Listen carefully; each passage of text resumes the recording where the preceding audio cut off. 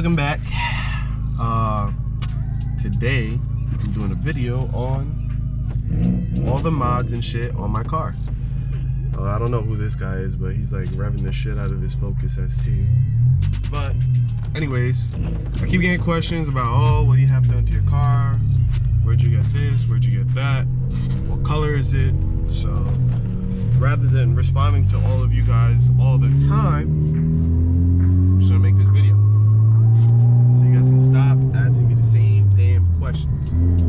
But yeah, I'm gonna probably get to a little location, find out where I can go, park, something a little decent, see if I can record there, and then show you guys everything I got under the hood, interior, exterior, this, that, and the third.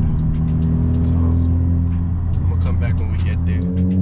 Well, I found a tunnel, and you know what that means? Give you guys a quick little sound clip of the exhaust.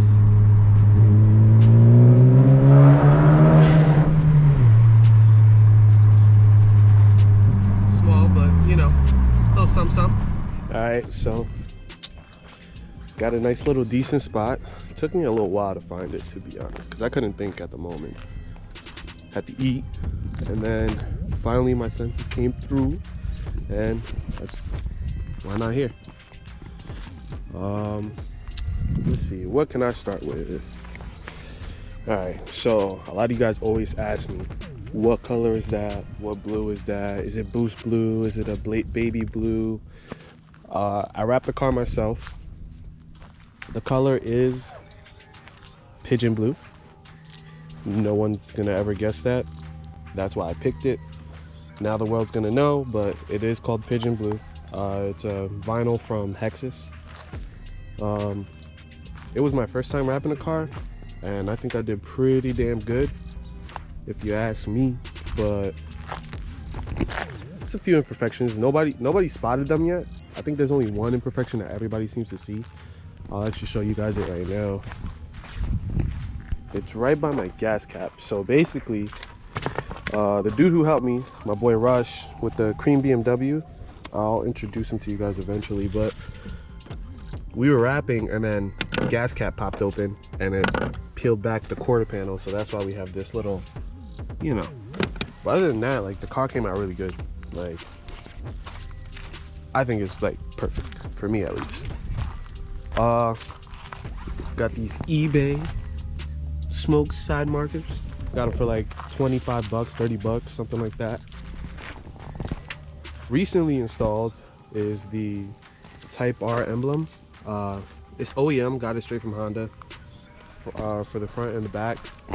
When you have a coupe like me, you have to get, I believe, 2 fronts, because the rear emblem is the same size as the front. So you get 2 front Type R emblems. Since this is the 2020 FC3, I did come with the new fog light bezels, and I do get the touring lights, which the Type R share and all the touring models have. My body kit, or lip kit, whatever you want to call it, straight from ABS Dynamics. This is my second lip. I used to have an Icon V3 lip, which was for the sport hatch, but I changed it because it kind of fell off and it was kind of like weird looking, and I painted it myself, so it kind of came out like garbage. Same with the side skirts. These are the ABS Dynamic Type R, you know, Type R side skirt lip. So I got the matching side skirt lip with the front lip, and believe it or not, that red pinstriping they give you is 3M. Shit looks dope at night. Tire letters, I got them because I got new tires because I needed all seasons, because as you can tell, I'm from New York, so New York we get snow. The stock ones weren't doing it, and I just wanted new tires, to be honest. These are called Nitto Motivos.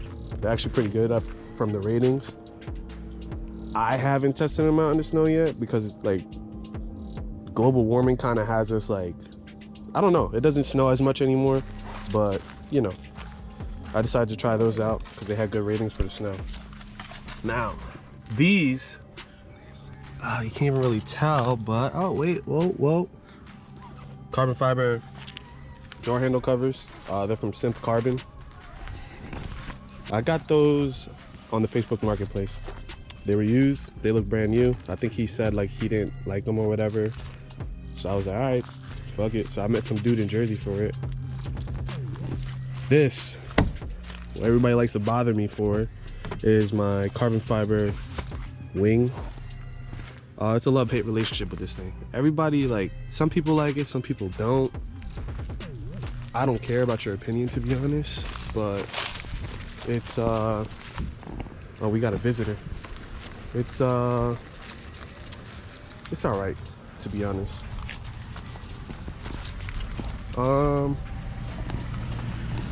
Maperformance street exhaust, and then I'm gonna show you guys under the hood.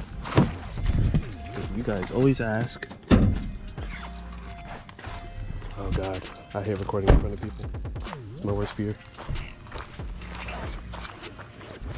How you doing?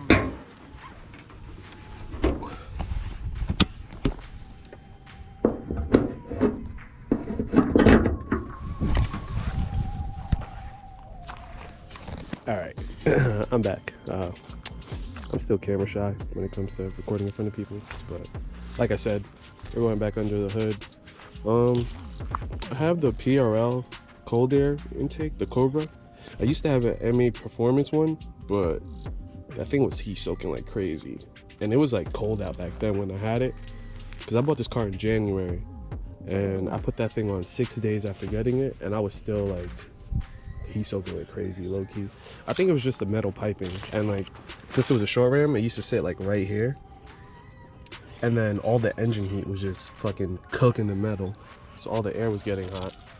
And when like the summertime came, it was like super garbage. But it wasn't garbage, but like it's not optimal, you know. It still did its job. It made better turbo noises than this, to be honest, but I prefer, you know, I prefer this one, to be honest, because my temps are always low, like barely goes over like 10 ambient, so like you can't complain. But covering this thing up, I also installed a flex fuel kit, so yes, I am on E30. Show you guys, see the Mishimoto right here. Got intercooler and piping from Mishimoto, so I have a big front mount. It's way better than stock. Honestly, if you get this car, the first thing you need to do is intercooler and intake. Don't do no blow off. I used to have a blow off valve. That shit blows up cars.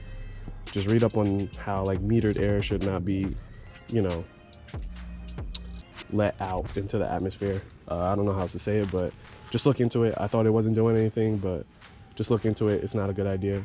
I asked my tuner, who is Derek Robinson, the all famous Derek Robinson, about it, and he kind of gave me a better explanation than I'm gonna give you guys. But yeah, don't do it. Don't be that guy. It sounds great to have the blow off valve. I wish we could have it, but not worth it. This little intake does its job. It makes turbo noises. Doesn't leave the psh sound at the end, but it is what it is. I think that's it under my engine, to be honest. I thought I had a lot more. I got a flex fuel kit, intake, intercooler. Ooh, I got a clutch. So competition came out with the stage 2 clutch this year. I bought it as soon as that shit came out because I wasn't gonna be waiting for no damn Type R retrofit, and it was way more expensive. This is about like, I think $1,000. It wasn't too bad, but it does its job and it's pretty comfortable to drive with. My interior, ooh, can't forget Goku, 30 horsepower right there. All right, I do have a K tuner V2. I'm running E30 like I told you guys before. My interior is pretty basic. I just ordered from Synth Carbon the dash cover in carbon fiber. I'm planning to do the whole interior carbon eventually, but you guys know how expensive that is. So that's gonna have to wait.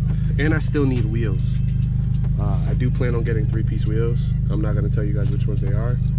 When they come, they come. Pretty much it.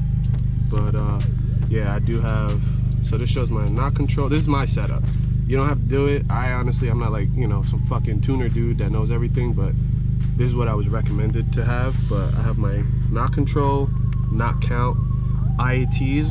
IAT2 is the one for the intercooler piping, because it doesn't really matter what your intake is reading. It goes through the intercooler, and then that's like the air that's actually going into your engine. So I got rid of IAT1, and I have the IAT2s. I have ECT, which is my engine coolant temp.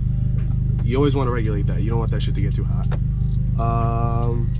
My ethanol content, since I am on E30, and then I just wanted to fill this spot in, so I just put gear for now, so it just shows me what gear I'm in.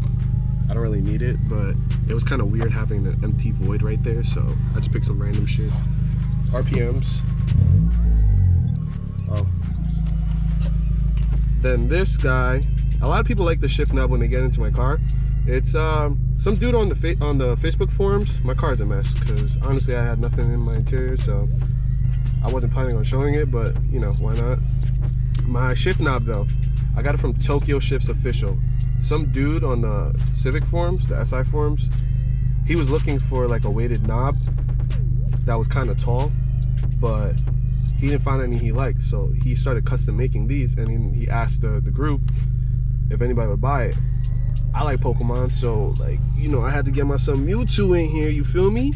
Like, it glows in the dark red too, so when it charges up it glows red. I don't think it's gonna do it now, but yeah, it's pretty dope. It sits pretty comfortable for me. I used to have a Samurai shift Samurai shift knob on my Audi S4. Yeah, you guys can roast me in the comment for that, but that shit was like this big. I used to shift from like all the way up here. Shit was pretty fun though.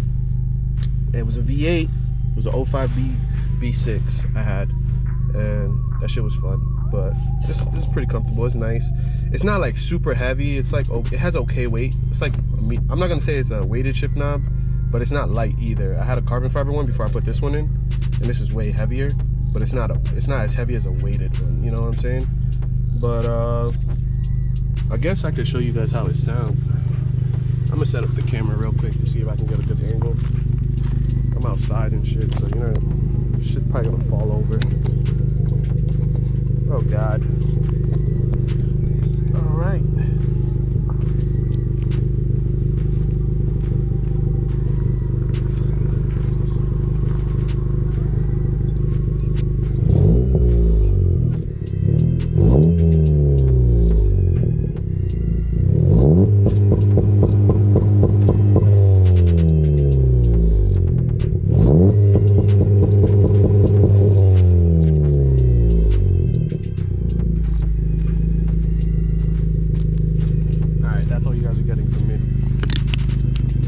Yeah, that's pretty much my car. Ooh, I am forgetting something actually. See, I should have planned this out before I did it, but this is a little more natural. I got Stop Tech rotors and pads, only in the front, and they are slotted because I warped the shit out of my rotor one day. Somebody I know, she got a Veloster N or whatever, and we were kind of cooking it on the highway that day. And then my rotors were warped after that night. So I just like, you know, let me do an upgrade. I didn't have the money for a big brake kit, so I decided to just upgrade the rotors and the pads on the front only. And so far it's been like amazing. I'm not even gonna lie. It's like pretty damn good. But yeah, that's the car.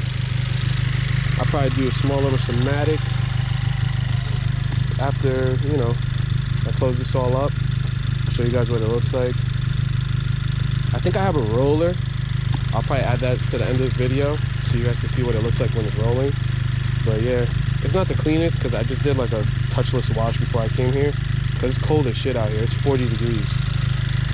But I just wanted to get this video out because I haven't been posting. So yeah, it's my car. 2020 SI wrapped in pigeon blue. I will be getting wheels next year, so you know, don't fucking crack my neck over it. And I'll see you guys when I see you guys, alright? Peace. You thought it was done? I lied. I forgot to say something else. I'm lowered on D2 springs right now. I do plan to go on air eventually. And then on top of my suspension, I do have front and rear sway bars from Eibach. I got that Pro Kit. and I have those installed. I got them installed when I did my clutch because you do have to drop the front subframe to do the front ones. And when I did the clutch, you have to drop the front subframe too. So it just made sense to do both at the same time. But yeah, now I'm out. See you guys when I see you guys. Peace.